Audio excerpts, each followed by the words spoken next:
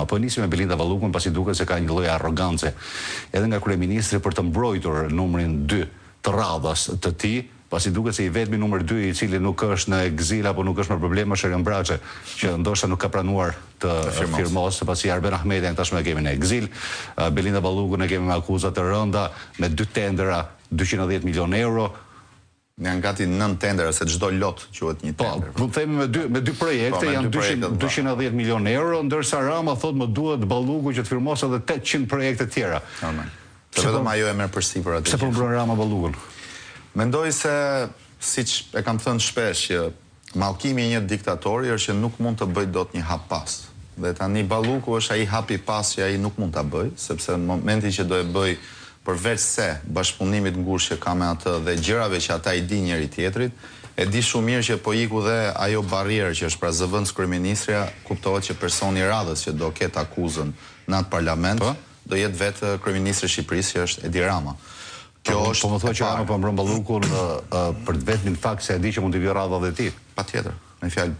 Edhe me gjykatën kushtetuese që mos krijohet një precedent për kërkesat e arrestimit. Po përdor gjitha bateritë e tij ligjore në mënyrë që të bëj kufirin deri ku mund të shkojë Spaku. Pra Spaku mund të shkonte te janar.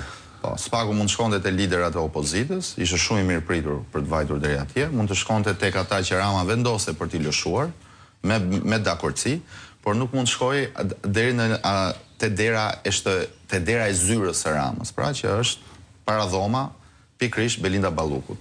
Por në të njëjtën kohë, me sa shikohet, Spaku nëpërmjet akshit i ka vajtur edhe tek dera e shtëpisë, pra tek dera e familje. Po.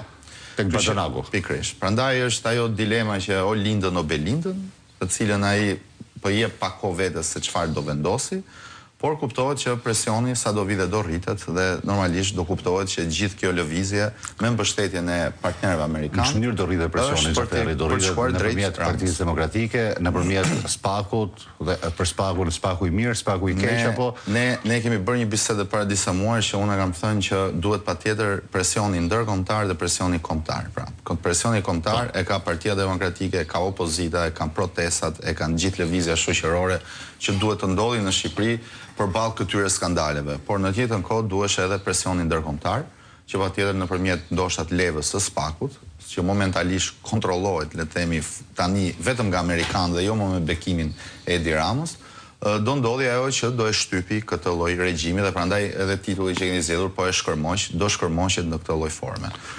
Apo shkërmoqet në këtë moment kur themi që Belinda Balluku është një nga personat të cilat është cilësuar si plaçkitësja më e madhe e Shqipërisë që nga koha e Ismail Qemalit, është ish numri 2 i Arben Ahmeti e ka cilësuar ashtu, ndërsa po të shohim është një zëvendës kryeministre që del me mbi 300 apartamente, 314 apartamente, dhe të siguroj që nuk e ka asnjë laprak as asnjëherë mund të ketë në zonat. Se di dhe sa të tjera janë. 2 jahte dhe nuk dihet se sa para mund të jenë fshehura në offshore etj. Por Belinda Balluku llogari vetëm me apartamente shkon 50 milion euro.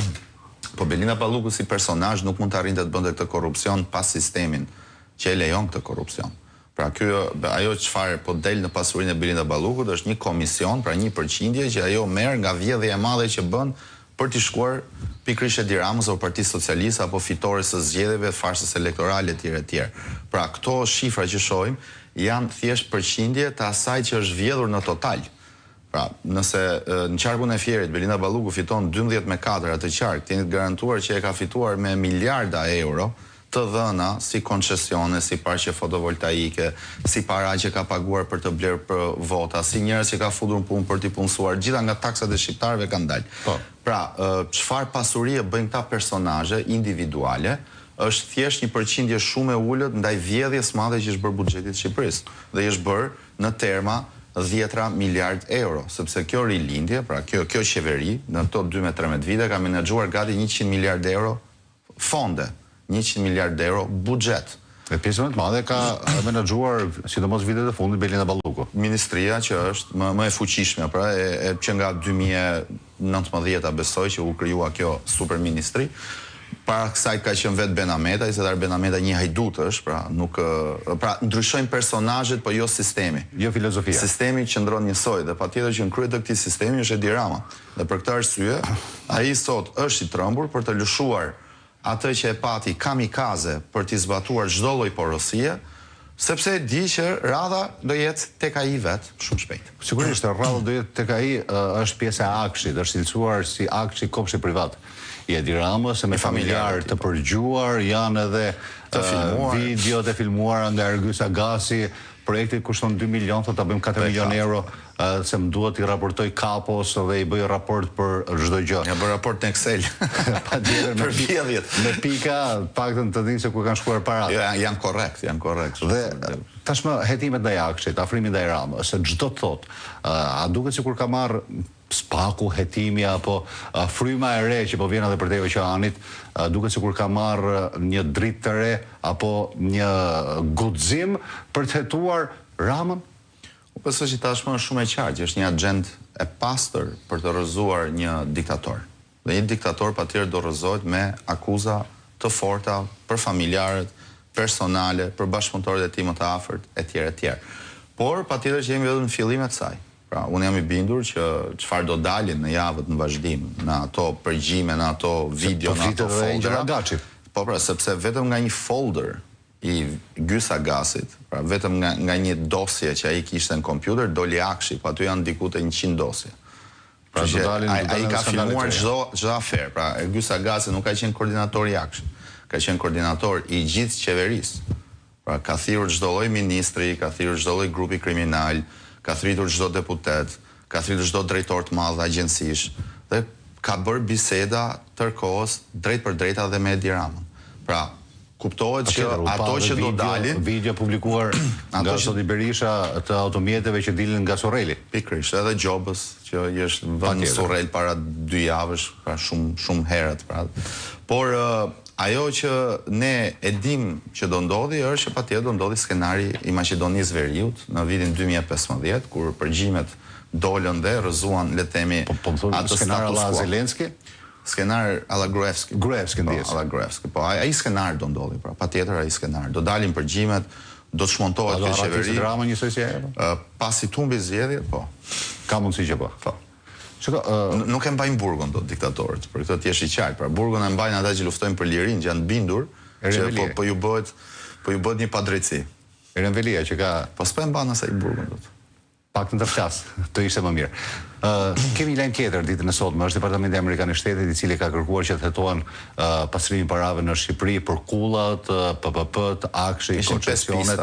Do shtojnë edhe pjesë të tjera. Një vëmendje shtuar pasi ishte thënë më herët edhe nga, mund të themi, nga persona të cilët bëjnë propagandën e qeverisë nëpër studio, nëpër prime time në televizione të cilësuara si kombëtare, që deklaronin që SBA është larguar tashmë nga Shqipëria duke ripërsëritur atë çka deklaronte Rama më herët. Tashmë duket se SBA i ka syt, po, jo vetëm nga Shqipëria, por edhe nga i gjithë Ballkani. Ballkani Perëndimor ngelet një pozicion super gjeostrategjik për SBA-n për të kontrolluar jo vetëm Evropën, por edhe, le të themi, Evropën lindore. Dhe normalisht ata nuk e lëshojnë Ballkanin Perëndimor ndaj sulmeve që mund t'i bëjë dhe agresionin që mund t'i bëjë Rusia, dhe nëpërmjet këtyre analistëve nëpër këto prime time-et e televizione kombëtare. Por patjetër që jemi fjalë prej disa muajsh, unë kam qenë vetë në SBA, në Kongres, në takimet që kanë bërë, dallohet shumë fryma që Edi Ramës ata i kanë vënë një vijë të kuqe, pra nuk e quajnë më bashkëpunëtorin e tyre, e quajnë një pengesë për bizneset amerikane në rajon. E quajnë një person që ka filluar bashkëpunimin me lindjen, e quajnë një despot, e konsiderojnë pra një despot, e konsiderojnë një të korruptuar, por mbi të gjitha e konsiderojnë... Bashkëpunëtor të Sinaloas apo është ende herët? Dhe e fundit fare është e konsiderojnë dhe një pastrues parash të kokainës, të krimit organizuar, sepse këto kulla që po ngrihen në Tiranë, ne kemi vite që i denoncojnë, që po financohen me lekët e korrupsionit dhe të drogës.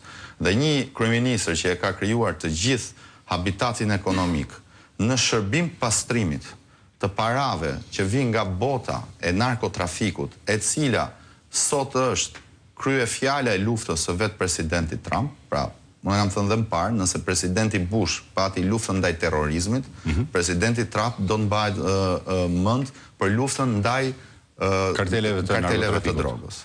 Dhe këtë luftë do e shpalli në mënyrë gati lufte terroriste. Ka cilësuar në fakt organizata terroriste kartelet e drogës. Pikërisht. Sigurisht. Dhe ata që bashkëpunojnë me këto kartele droge do jenë bashkëpunëtor të organizatave terroriste. Dhe tani do filloj hetimi. Të gjitha këto kulla do kalojnë në skrutinitet, se përdori fjalë skrutinitet tek njoftimi. Pra do ketë skrutinitet ndaj ndërtimit në kulla. Pastaj do ketë hetim ndaj PPP-ve, do ketë hetim ndaj Akshit, do ketë hetim ndaj aferave korruptive, pra do kalojnë një skanër të plot dhe prandaj them që shumë shpejt do përsëritet skenari Maqedonisë Veriut edhe në Shqipëri më në fund, sepse në një vend si Shqipëria, që është shumë e ngjashme dhe në popullat me Maqedoninë e Veriut, vetëm një qeveri teknike e sankcionuar edhe në kushtetut për në të ardhmen, do japi mundësinë që këtu mos të instalohen dot Paramën kryeministër, besoj. Patjetër Paramën kryeministër. Xhaferi dhe dishat fundit me 22 dhjetor opozita u tërë dhe gjitha në shesh, patëm një pjesëmarrje të jashtëzakonshme. Po shohim që numrat të Partia Demokratike i ka. Sigurisht e pyetja që bëjnë të gjithë qytetarët shqiptar, çfarë do bëjë Partia Demokratike në këto kushte, me këtë elektorat, me këtë mbështetje, pasi pam që bulevardi ishte i mbushur plot. Dhe cilat do jenë hapat e tjerë të Partisë Demokratike, duke parë edhe sulmet të cilat vinë nga faktorët ndërkombëtar, nga SPAK-u, janë disa fronte që i kanë shpall luftë Ramës, sigurisht edhe opozita ka rolin e saj. Patjetër që do bëj atë që duhet bëj, mos ndaloj punën. Të punoj me denoncimet, të punoj me faktimet e denoncimeve që kemi bërë, pra ne kemi bërë një maraton deri tani, që kur flisnim për gjëra thonin që këta janë të çmendur, po në fakt ato po faktohen tashmë edhe në mënyrë ndërkombëtare, duke riorganizuar përsëri veten tonë në strukturat që jemi, duke përçuar mesazhet e dura për publikun, i cili është i strapasuar pas 13 vitesh vjedhje, dhe patjetër duke u mobilizuar dhe përgatitur për zgjedhje në çfarëdo lloj momenti që ato zgjedhje do vinë. Por kuptohet që në këtë fazë që jemi, protesta është kryefjala e vetme që mund të bëjë ballë një regjimi. Do ketë protestat të përditshme, të përnaçme, do ketë protesta javore. Si është planifikuar? Si është diskutuar më saktë pasi nuk ka ende? Foltoret e çdo të hënë do vazhdojnë dhe protesta e ardhshme kombëtare nuk do vonojnë. Do friten protesta kombëtare periodike derisa të bjeri kjo të shkërmoqet pikërisht kjo qeveri dhe të shkojmë drejt qeverisë teknike. Sigurisht do shohim se çfarë do ndodhë. Xhaferi, falenderoj që ishit me mua. Faleminderit juve. Sigurisht duke qëndruar në fakt tek protesta e Partisë Demokratike, kjo është një nga videot të cilat është ndjekur më të shumti në YouTube-in e Syri Televizion, ku kryetari i kësaj force politike zoti Sali Berisha ka thënë se Rama de facto është shkarkuar dhe Partia Demokratike dhe opozita do të përshkallëzojnë protestat e tyre në të ardhmen. Ndjekim materialin.